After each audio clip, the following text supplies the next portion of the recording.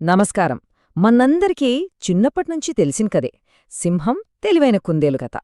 అయితే ఇది కేవలం ఓ జంతువుల కథ అనుకుంటే పొరపాటే.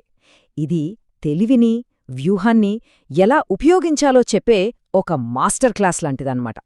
మరి ఈ కథ మన ముందు ఒకే ఒక ప్రశ్నను ఉంచుతుంది. కండబలం గొప్పదా లేక బుద్ధిబలం గొప్పదా? పదునైన పంజాలు గెలుస్తాయా లేక ఒక తెలివైన మాట గెలుస్తుందా? ఈ విశ్లేషణలో దీనికి సమాధానం వెతుకుదాం. సరే, మన కథ ఒక దట్టమైన అడవిలో మొదలవుతోంది. అక్కడంతా ప్రశాంతంగా లేదు, అంతటా భయం. అవును, భయం రాజ్యమేలుతోంది. అసలు ఎందుకలా? దానికి కారణం ఆ అడవిని ఏలే సింహం. రోజు దాని వేట ఆగదు. దీంతో మిగతా జంతువులన్నీ ప్రాణాలు అరచేతిలో పెట్టుకుని బతకాల్సొస్తోంది. ప్రతిరోజూ ఒక గండంలా గడుస్తోంది. ఈ భయం నుండి బయటపడటానికి వాటికి ఏదో ఒక దారి కావాలి. ఇక ఈ భయాన్ని, ఈ అరాచకాన్ని తట్టుకోలేక జంతువులన్నీ కలిసి ఒక నిర్ణయానికొస్తాయి. ఇది వాటికి ఇష్టం లేకపోయినా తప్పనిసరి పరిస్థితుల్లో చేసుకున్న ఒక ఒప్పందం. జంతువులన్నీ ధైర్యం చేసి సింహం దగ్గరకు వెళ్లాయి. రాజా, మీరే రోజూ వేటాడి అలిసిపోవద్దు. దానికి బదులుగా మేమే ప్రతిరోజు మీ భోజనం కోసం ఒక జంతువును పంపుతాం అని చెప్పాయి. ఇది చాలా బాధాకరమైన నిర్ణయమే అయినా కనీసం మిగతా జంతువులైనా ప్రశాంతంగా బతకొచ్చని వాటి ఆశ. దానికే ఆ అహంకారి సింహం కూడా సరేనంది. ఇక్కడే అసలు కథ మొదలవుతుంది. కథ ఒక ఊహించని మలుపు తీసుకుంటుంది. ఎవ్వరూ ఊహించని ఒక చిన్న కుందేలు ఈ కథలో హీరోగా మారుతుంది. అలా రోజులు గడుస్తుండగా ఒకరోజు ఒక చిన్న కుందేలు వంతొచ్చింది. కాని అది భయంతో పరిగెత్తలేదు. దానికి బదులుగా కావాలనే చాలా చాలా నెమ్మదిగా సింహం గుహవైపు నడిచింది. అది భయంతో కాదు, ఒక పక్కా ప్లాన్తో.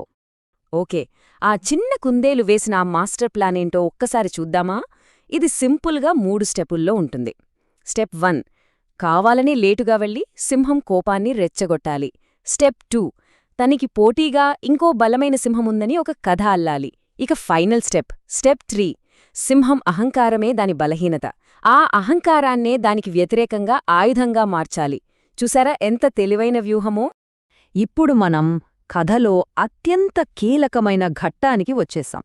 ఒకవైపు చిన్న కుందేలు, మరోవైపు కోపంతో రగిలిపోతున్న సింహం. ఇక ముఖాముఖీ పోరు మొదలు కాబోతోంది. ఆలస్యంగా వచ్చిన కుందేలును చూడగానే సింహం కోపంతో గర్జించింది. ఏయ్, ఎందుకింత ఆలస్యం చేశావు అని అరిచింది. కుందేలు అనుకున్నది అనుకున్నట్టే జరిగింది.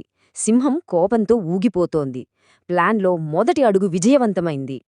దానికి ఆ కుందేలు ఏమాత్రం భయపడకుండా ఎంతో ప్రశాంతంగా, మన్నించండి రాజా, దారిలో నన్ను మరో సింహమాపింది. ఈ అడవికి తానే అసలైన రాజనని నన్ను మీ దగ్గరికి లాకుండా అడ్డుకుంది అని చెప్పింది. సింహం అహాన్ని దెబ్బకొడుతూ తన కట్టుకథను మొదలుపెట్టింది. కుందేలు మాటలు వినగానే సింహం అహంకారం కట్టలు తెంచుకుంది. దాని ఆలోచనా శక్తి మొత్తం మాయమైపోయింది. కోపంతో కళ్ళు మూసుకుపోయి, ఏంటి, నన్ను కాదనింకో రాజా? వెంటనే నన్ను వాడి దగ్గరకు తీసుకువెళ్ళు అని గర్జించింది. అనుకున్నదే తడవుగా ఆ తెలివైన కుందేలు కోపంతో రగిలిపోతున్న సింహాన్ని నేరుగా ఒక లోతైన బావి దగ్గరకు తీసుకువెళ్ళింది. ఉచ్చు దాదాపుగా బిగిసింది. ఉత్కంఠ అంతకంతకు పెరుగుతోంది. ఇప్పుడు ఇక్కడున్న స్లైడ్లో అసలు మ్యాజిక్ ఏంటో చూడండి. బావిలో నీటిలో కనిపిస్తున్నది సింహం యొక్క స్వంత ప్రతిబింబం. కాని సింహం అహం, కోపం ఆ రెండూ దాని కళ్లకు పొరలు కమ్మేశాయి. దాంతో తన ప్రతిబింబమే ఒక నిజమైన శత్రువులా, తనను సవాలు చేస్తున్న మరో రాజులా కనిపించింది. సింహం నెమ్మదిగా బావిలోకి తొంగిచూసింది. ఆ ఒక్క క్షణం అడవి అంతా నిశ్శబ్దంగా మారిపోయినట్టనిపించింది. బావిలో తన శత్రువుని చూశాననే భ్రమలో సింహం గట్టిగా గర్జించింది. దానికి ప్రతిగా బావిలోంచి ప్రతిధ్వని రూపంలో అదే గర్జన వినిపించింది.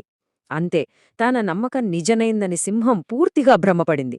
దాని విధి అక్కడితో ఖరారైపోయింది. ఇంకేముంది, ఆ రెండో సింహం మీద దాడి చేయడానికి ఆవేశంగా బావిలోకి దూకింది. పాపం అందులోనే మునిగి చనిపోయింది. సరే, కథ ముగిసింది.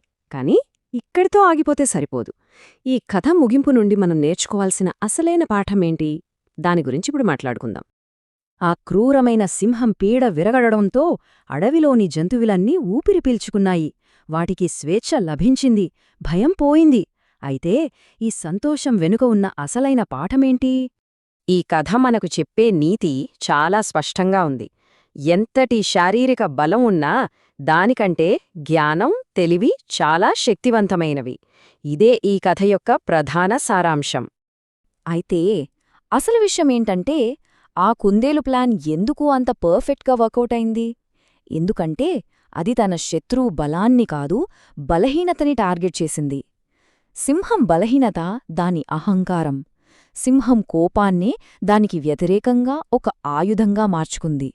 మొదటి నుండి చివరి వరకు ఏం జరగాలో అదే కంట్రోల్ చేసింది. అన్నింటికన్నా ముఖ్యంగా తాను శారీరకంగా గెలవలేని పోరాటంలోకి అస్సలు దిగలేదు.